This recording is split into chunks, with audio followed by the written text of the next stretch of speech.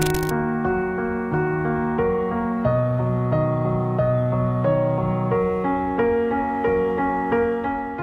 the next line of products that we make, as I said, is the Gilboa series.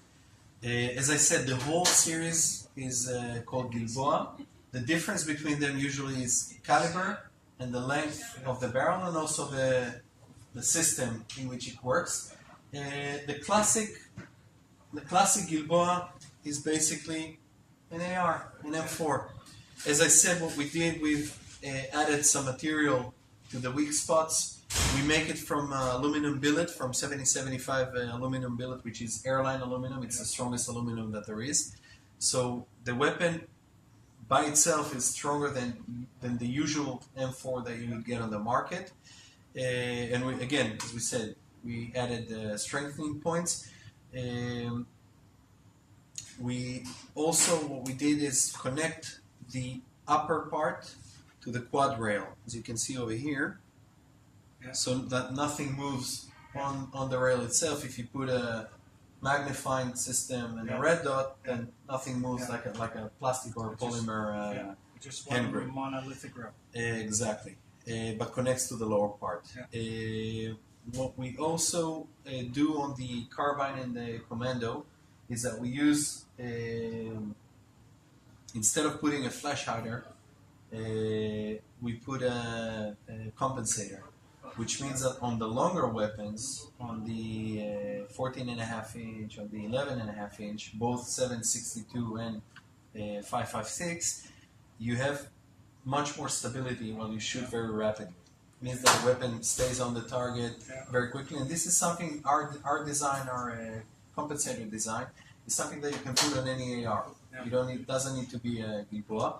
The weapon is 100% compatible to the M4, which means that you don't need me for parts. If you decide one day that you want to buy a $300 bolt from the States, or a charging handle, or whatever you want on the weapon, or a spring from Canada, then you can buy it. Yeah, exactly. You can buy it, and then again, you don't need to train your people to the people at the lab of some unit or something. You don't need to train them because it's virtually a weapon they know. They don't need parts. They don't need more training because it's the same weapon. They just get an upgrade on what they have. So the classic one is the carbine 14.5. We also have it in Commando 11.5 inch. This specific one is 300 blackout. 300 blackout is something the Americans came up with. They had a problem with using 5.56 with a suppressor or a silencer. Biggest problem with that is that usually when the bullet passes through the suppressor, it slows down a little bit and then the ballistics goes to hell. So usually what they do is they started switching uppers and this switching barrels and the magazines, and switching between the magazines from subsonic to sonic was a big problem. They came up with a 300 blackout, which is basically a 5.56 shell, cut a little bit before, and then fitted with a 7.62 by 35 bullet, which is a little bit like the AK, but a bit smaller. What they managed to do with this is to keep the rifle lower as a 5.56. The magazine is the same magazine as an M4.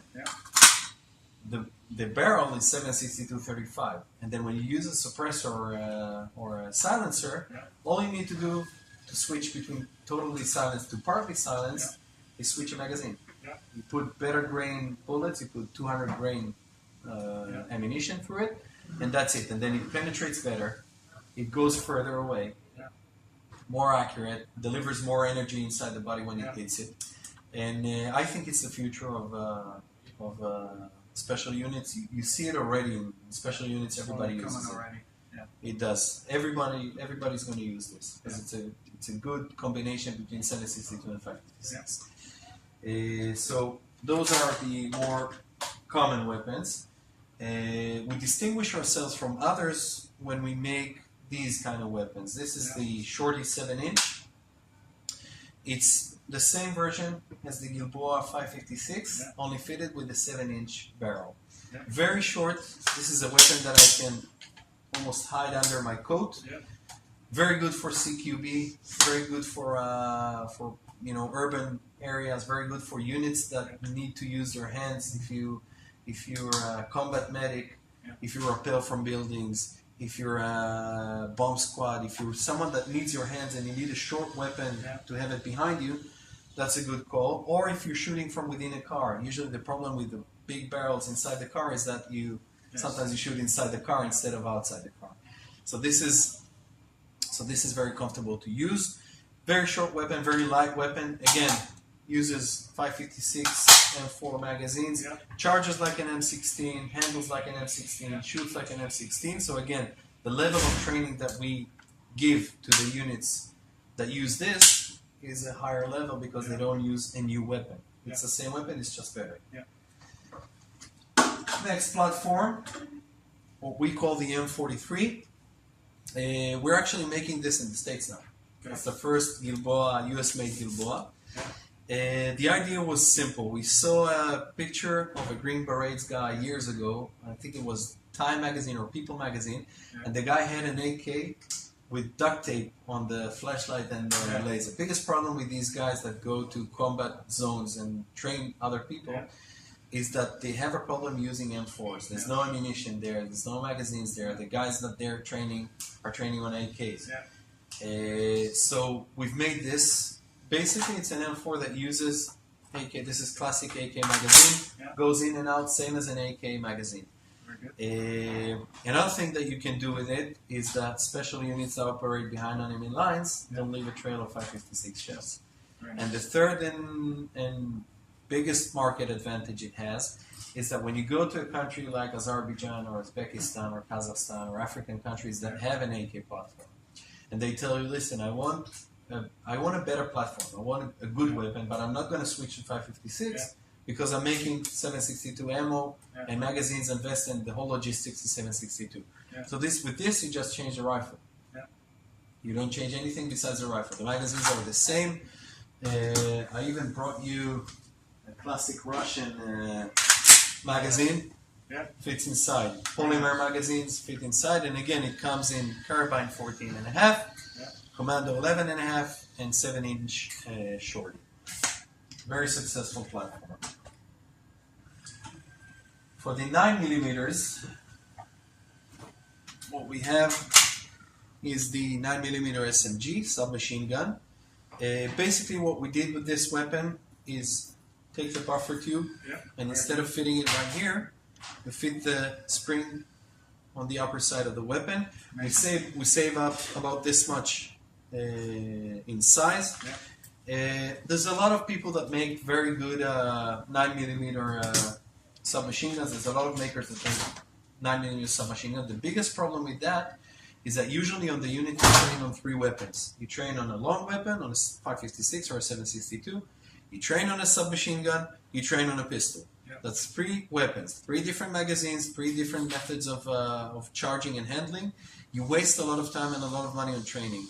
With this, it charges like an M16, handles like an M16, the trigger, everything is like an M16, magazine catch is like an M16, and the magazines are Glock, which means that your unit is using Glock pistols. Anything that fits inside shorter magazine, drum, 50 bullet drum or 100 bullet drum fits inside this rifle. Even a Glock 26 magazine, a small 10 round magazine, fits inside. So again, logistically you have 2 magazines inside the pouch, same with the pistol, same with the submachine gun. And you also train on 2 weapons. You train either on this or on an M4, which is basically the same because you charge it, you shoot it, you do everything on it in the same manner. And it's very short. You can hide it under a coat. You can shoot it with 1 hand. You can shoot it with 2 hands like a pistol. 1 hand and a charging handle or front handle. And then when you open the stock, shoot it like a submachine. And it's 9mm and it's blowback, which means that basically you shoot everything through it. It doesn't jam ever.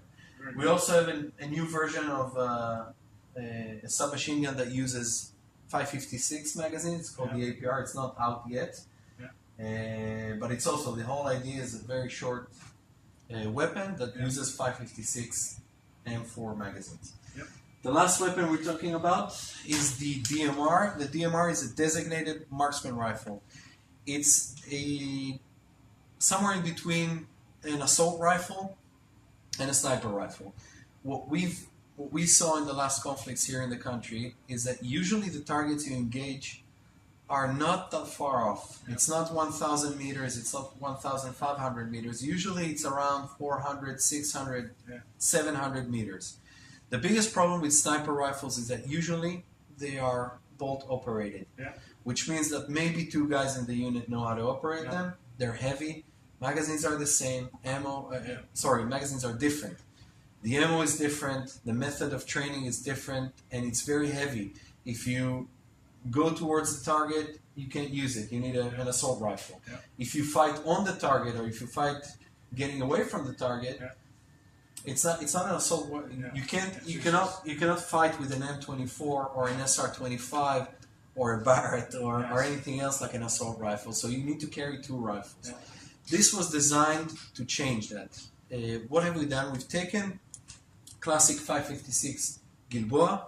We fitted it with a heavy sniper rifle barrel, non-chromed, has a sniper crown at the end, and it's free-floating like a sniper rifle barrel, but it uses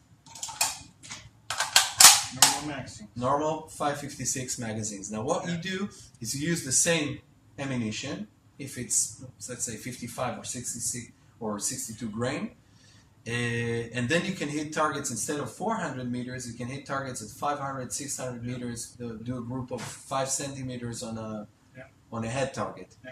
With the same ammunition, and it's not a heavy rifle. It operates again same as an M16. Anyone in the unit can use it. You don't need extra training. You just hit targets further away. Now, what happens if you use better grain ammunition? If you use 77 or 82 grain bullets, 5.56 bullets, then you can hit targets at 700, 800 meters, which is virtually sniper capabilities. But on a rifle that I can fight my way off the roof if I need. I can even shoot it automatically if I want. Not that I would, but you can even shoot it in automatic. And compared with the typical sniper rifles that we get for $3,000, $3,500, it's a lot cheaper. It's about half as much. So you get very good capabilities on it. So that's the Gilboa series for you.